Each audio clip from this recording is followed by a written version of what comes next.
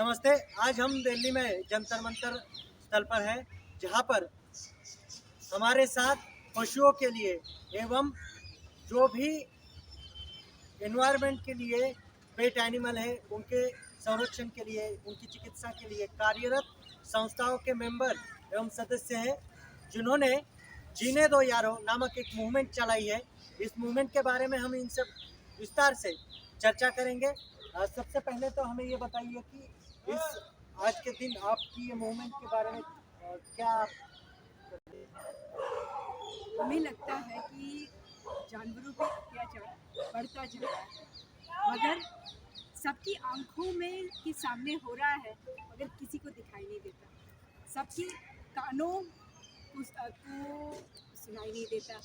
तो हमने ये रैली इसलिए रखा ताकि देश को भी पता चले और सरकार तक भी हमारी आवाज़ पहुंचे। हमने सरकार के पास 5 मांगे रखी है।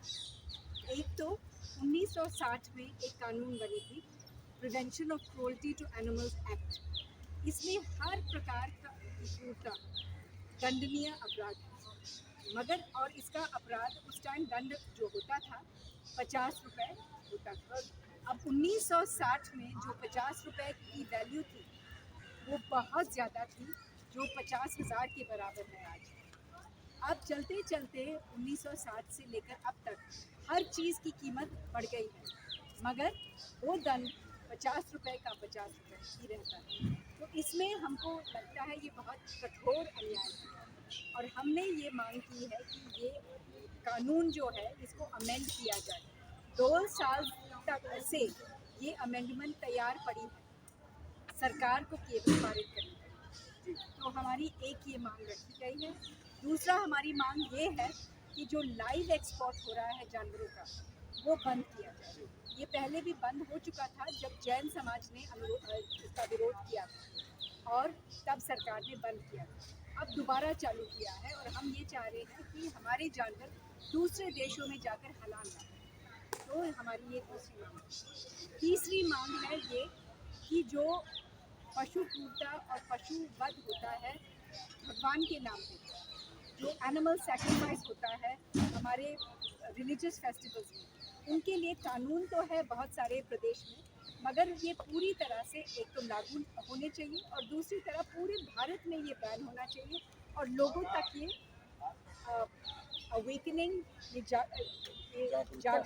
जागरूकता फैलानी चाहिए कि ये क्यों खराब है। आप देखेंगे कि ये जहाँ ये चलता है, ये जो पशु का सैक्रिफाइस जो ये होता है, आप देखेंगे ये सबसे पिछड़े हुए जगहों में होता है और सबसे गरीब जगहों में होता है। तो इससे क्या साबित होता है?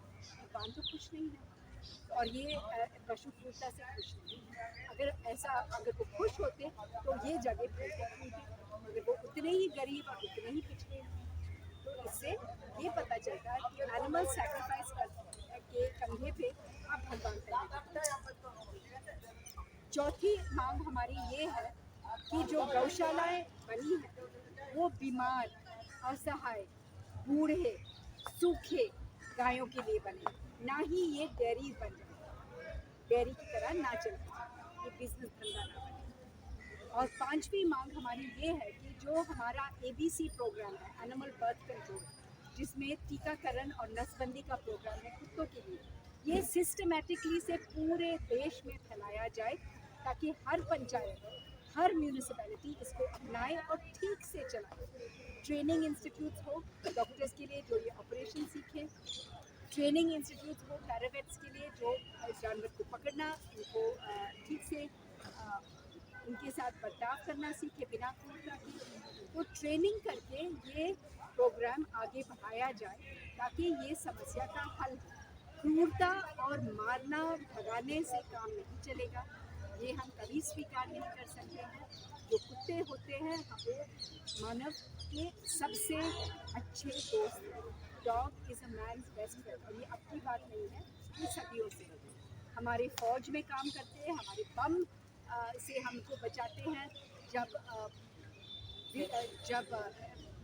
क्या होता है, अर्थक्वेक होता है, कुत्ते ही सूंघ सूंघ के जानवर का बचाव करते। तुर्की में जब ये हुआ था अर्थक्वेक, अब वहाँ के जानवर ने इतने सारे जान बचाए कि वहाँ के जो आयतुल्ला है, जो सबसे बड़े मॉस्क के सबसे बड़े वहाँ के आयतुल्ला है, इमाम है, उन्होंने एक कुत्ते का पैर चूमा और ये फ़ोटो पूरे विश्व में फैली। ये इन्होंने थैंक यू बोला इन कुत्तों को, क्योंकि उन्होंने कितने जान बचाए। और वैसे भी ना देखिए हमारा देश एक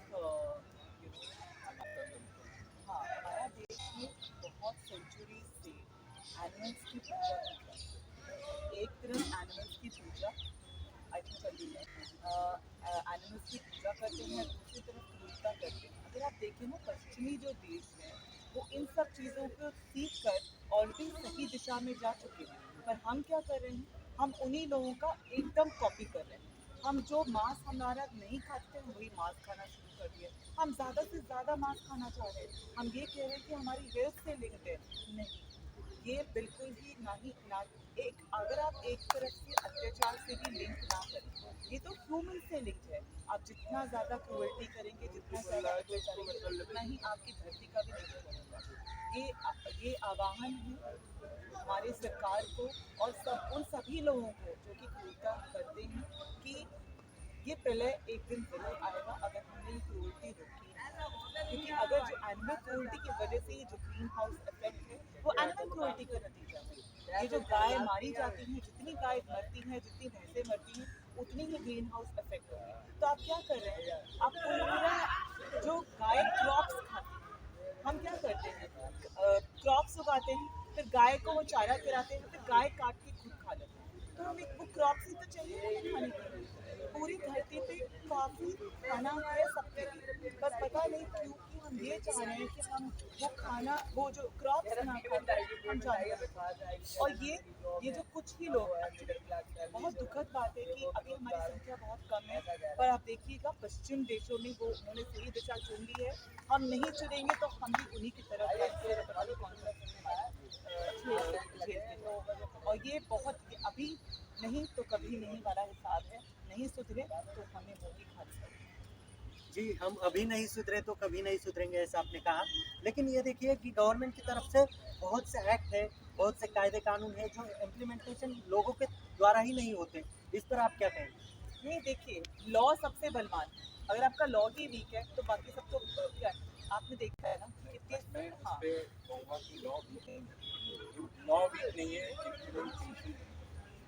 लॉ हमारा बहुत स्ट्रिक्ट है, बट प्रॉब्लम है जिनको इम्प्लीमेंट करना है जो आपकी MCD है, सिविक जो अथॉरिटी, वो इसको कहते हैं क्या बड़ा क्यों करें दिमाग।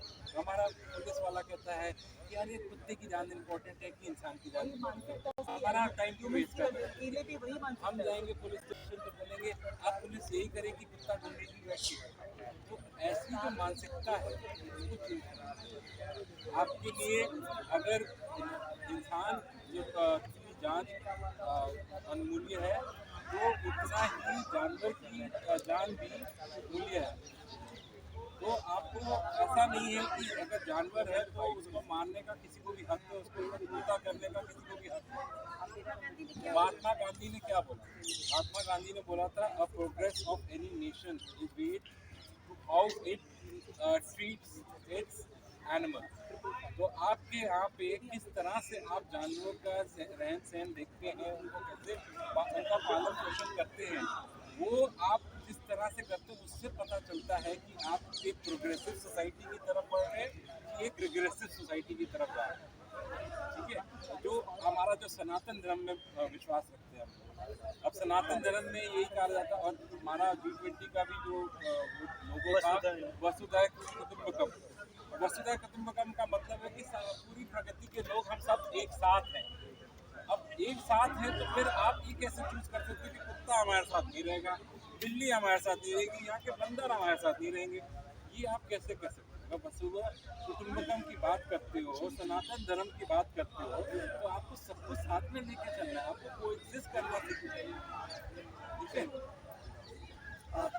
जी, मेरा नाम है जीत मित्र है। मैं ये कहना चाह रहा हूँ कि समाज का मापदंड कितने दोहरे हो गए हैं। जब धर्म की बात आएगी तो हम कहेंगे आत्मा अजर है, अमर है, आत्मा कभी मरती नहीं है।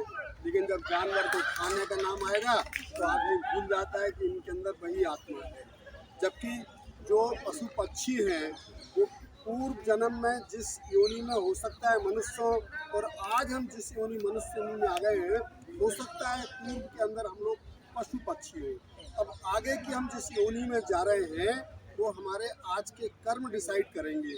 लेकिन कैसी विडम्बना है इस समाज की कि इतनी गहन बात को नहीं समझ रहा है, जबकि धर्म का मूल मंत्र है वही जैसे तू कर्म करेगा आगे की तेरी वैसे गति होगी। इस पृथ्वी पर जो भी आया है 70, 80, 90 वर्ष की जर्नी है। इसके पहले लाखों करोड़ों वर्ष तक रह चुका है। आगे जाकर के जब तक उसे मुक्ति नहीं हो जाती है लाखों करोड़ों वर्ष रहेगा, लेकिन वो उसके कर्म पर आधारित है। तो मेरा सबसे यही निवेदन है हाथ जोड़ करके कि जब भी किसी पशु पक्षी को देखें तो ये सोचें, हो सकता है तो उनके पूर्वजों की आत्मा उन पशु पक्षियों में घूम रही है और वो उसके नजदीक है। जी, इस रैली में आपने एक कविता भी गाई थी, तो वो हमारे दर्शकों को कविता की 4 पंक्तियां या कविता सुनाइए। कविता की 4 पंक्ति तो है, कविता तो बड़ी लंबी है। अगर आप एक कहते हैं तो मैं आपको 4 लाइनें सिर्फ उस कविता की सुनाऊंगा। मैं सिर्फ अकेले आपको इसकी 2 लाइन सुनाऊंगा। उसका नाम है डरावना सच। अपनी मौत और अपनों की मौत, बस इसी आवाज, बस अपनी मौत और अपनों की मौत, बस इसी आवाज़ की आहट से हमें सबसे ज़्यादा डर लगता है। बाकी तो दूसरों की मौत को एंजॉय करता है आदमी, उनकी मौत के स्वाद का चटकारे लेता है। आप क्या कहेंगे?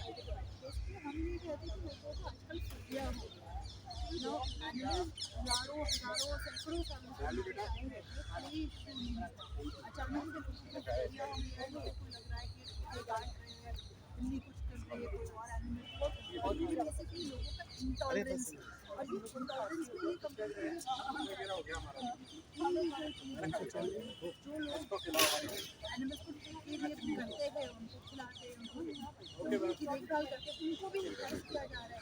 विमेन को आजकल विमेन को अटैक किया जा रहा है जो एनिमल्स को देखते हैं। समझ नहीं रहेगा ये फोबिया हो गया है हमारा एनिमल राइट्स वो इम्प्लीमेंट नहीं हो रहा है। सेंट्रल राइट है हमारा आर्टिफिशियल में टेक केयर ऑफ एनिमल्स, इसको कोई देख नहीं रहा है। इतने लॉज है, आईपीसी में वो लॉ वो कोई एनिमल क्रुएल्टी एक्ट में जो पनिशमेंट है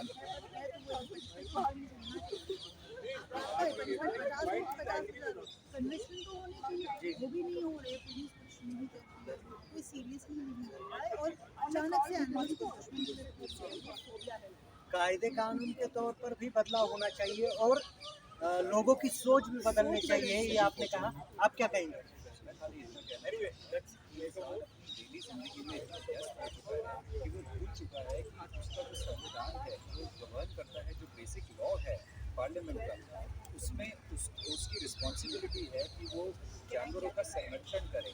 उसकी रिस्पॉन्सिबिलिटी है कि अगर वो top of the food chain में है तो उसकी बेसिक रिस्पॉन्सिबिलिटी है कि अपने से जो नीचे हैं उसी फूड चेन में, क्योंकि इंसान सबसे सुपीरियर है, वो उनकी संरक्षण करे। ये इंसान भूल चुका है, अपनी डेली ज़िंदगी में व्यस्त हो गया है। तो जागरूकता लाने की ज़रूरत है कि हमें अपनी संवैधानिक जो रिस्पॉन्सिबिलिटी है उसकी तरफ भी गौर करना चाहिए। जी, ये थे हमारे साथ पशु एवं प्राणियों के लिए एक तरीके से एक सेवा भाव एवं अपनी आत्मीयता भाव रखने वाले लोग जो सामाजिक तौर पर कार्यरत है एनजीओ के माध्यम से। इंसान और पशु एक ही समान है, ये इन्होंने कहा।